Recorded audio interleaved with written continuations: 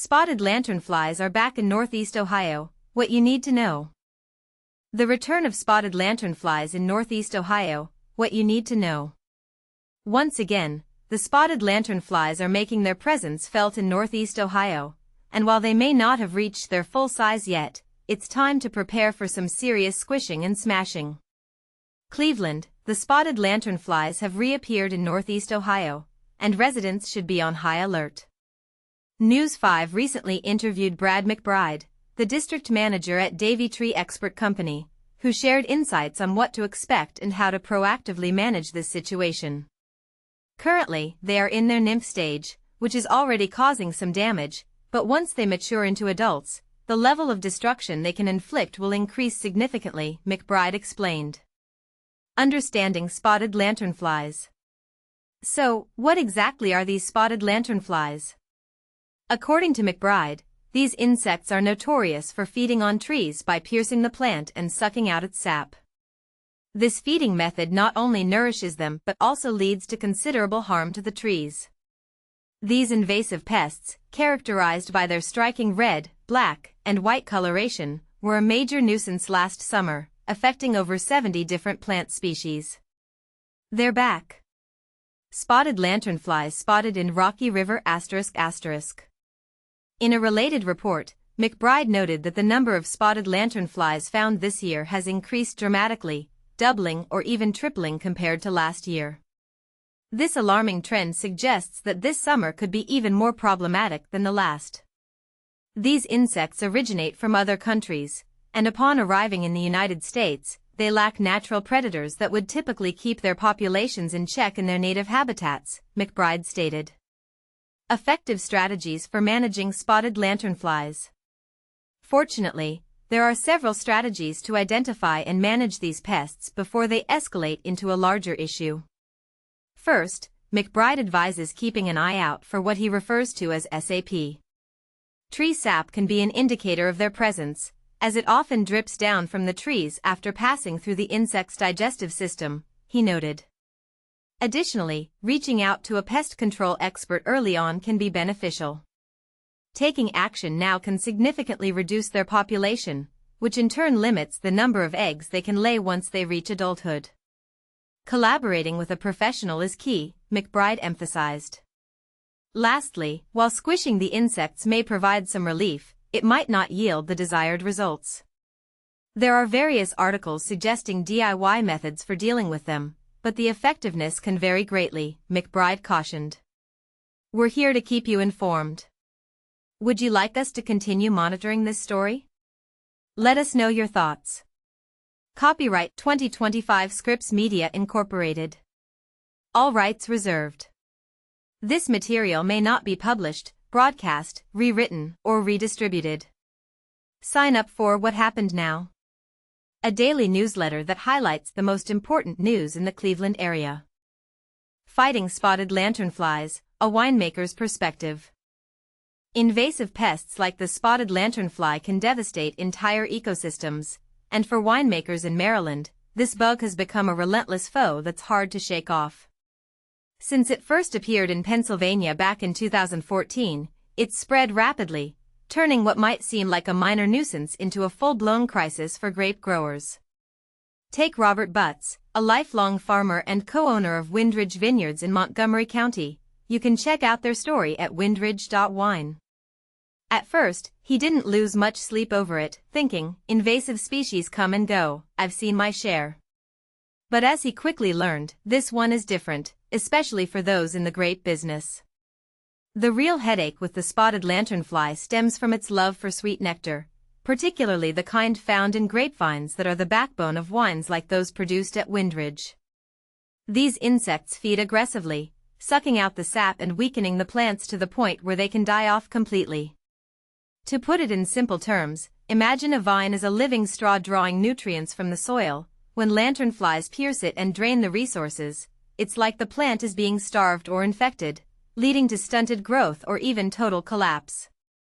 This isn't just a cosmetic issue, it can wipe out crops and force farmers to rethink their entire operations.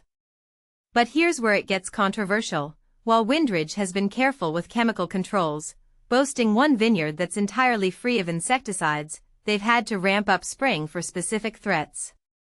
Robert admits it's not ideal, saying something like, "We've unfortunately had to increase our use to tackle these lanternflies, but I don't think that's the long-term fix." And this is the part most people miss: relying solely on sprays might seem straightforward, but it can lead to problems like resistance in pests or harm to beneficial insects and the environment. Robert's point is clear: you can't just douse everything in chemicals and expect the issue to vanish. Instead, the team at Windridge focuses on smarter, more sustainable tactics to break the cycle of these invaders. For instance, during the winter months, workers use tools like propane torches to burn off egg masses. Think of it as a targeted strike before the bugs even hatch.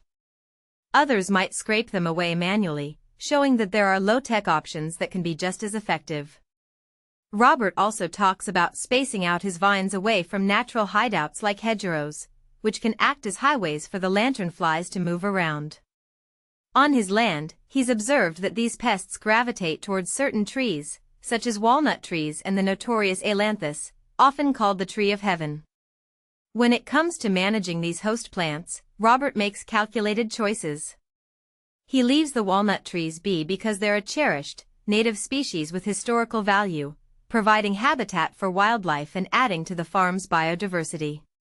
But the ailanthus is a different story. As another invasive species, it's often seen as a troublemaker that outcompetes local plants and serves as a breeding ground for lanternflies. Robert's advice is straightforward: it's an easy decision to remove it, he says, emphasizing that eradicating such hosts can cut off the pest's food supply and slow their spread.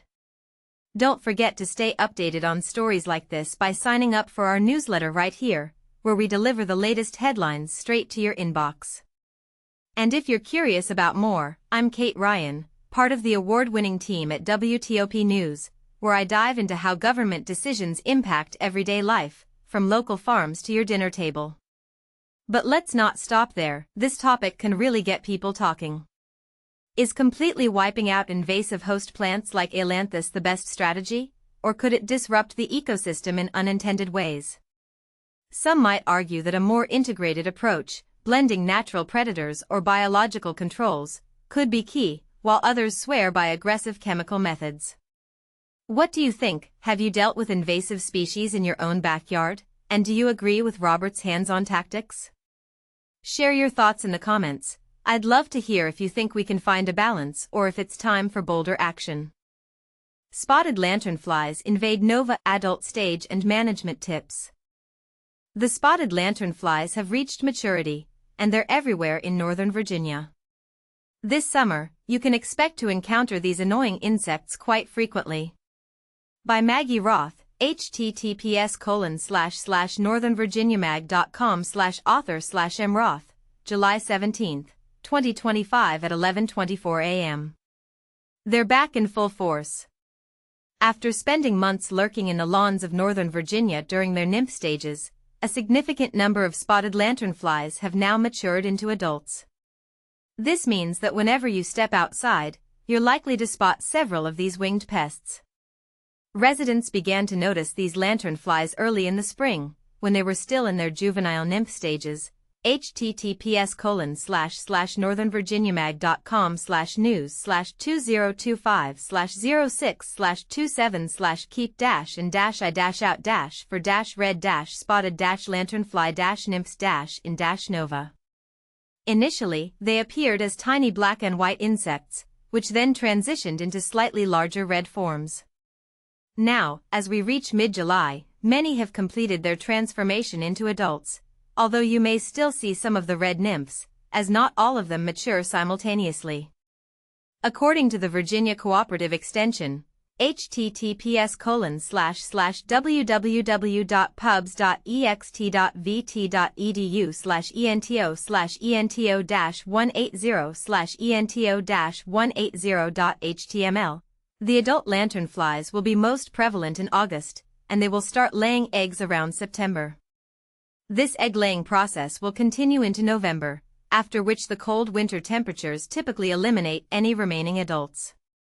This year, the population of lanternflies in the area is expected to surge due to their rapid reproduction rates. Generally, as the invasion of spotted lanternflies progresses, we observe a swift increase in their populations, stated Jules Amanita, the field supervisor for spotted lanternflies at the Virginia Department of Agriculture and Consumer Services. https://www.vdacs.virginia.gov/plant-industry-services-spotted-lanternfly.shtml. Amanita also noted, in regions where spotted lanternflies have been present for an extended period, some areas have begun to see their populations stabilize. A representative from the Virginia Cooperative Extension informed the Augusta Free Press, https://augustaFree-press.com/news/the-spotted-lanternfly-virginians-should-brace-for-3-heavy-infestation, that Virginia is likely to experience a significant infestation for the next 3 to 5 years, after which the population may decrease but is unlikely to disappear entirely. Identification. The USDA, https://www.aphis.usda.gov/plant-pests-diseases/SLF, describes adult lanternflies as measuring approximately 1 inch in length and half an inch in width, featuring large wings. Their forewings are brown with black spots at the front and a speckled band at the rear. The hind wings are strikingly scarlet with black spots at the front and white and black bars at the back. Management. Spotted lanternflies primarily feed on woody branches and trees, with a particular preference for the invasive tree of heaven, which serves as their favored host plant. While these insects do not pose a direct threat to humans or pets, they can inflict considerable damage on agricultural crops. To manage spotted lanternflies, https://extension.psu.edu/spotted-lanternfly-management-guide. On your property, you can utilize either contact or systemic insecticides. Contact insecticides are applied directly to the insects to eliminate them, while systemic insecticides are absorbed by the plant, causing the insect to die when it feeds on it. It is essential to carefully read and follow the label instructions for any insecticide to prevent environmental harm. As lanternflies begin to lay eggs, another effective management strategy is to locate and destroy. https://northernvirginiamag.com/news/2025/07/1/6/canines-to-rescue-dogs-are-helping-sniff-out-spotted-lanternfly-eggs. The egg masses. These masses resemble gray or brown mud. The USDA advises smashing any egg masses you find. https://www.aphis.usda.gov/plant-pests-diseases/SLF, and then scraping them into a plastic bag filled with rubbing alcohol or hand sanitizer.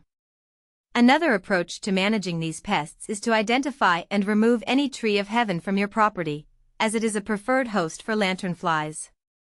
Be cautious in your management efforts. If the tree is merely mowed or cut down, it will likely resprout vigorously, as noted by the Virginia Cooperative Extension, https://www.pubs.ext.vt.edu/ento/ento-180.html. You may want to consult a local cooperative extension office or hire a professional for the removal of this plant.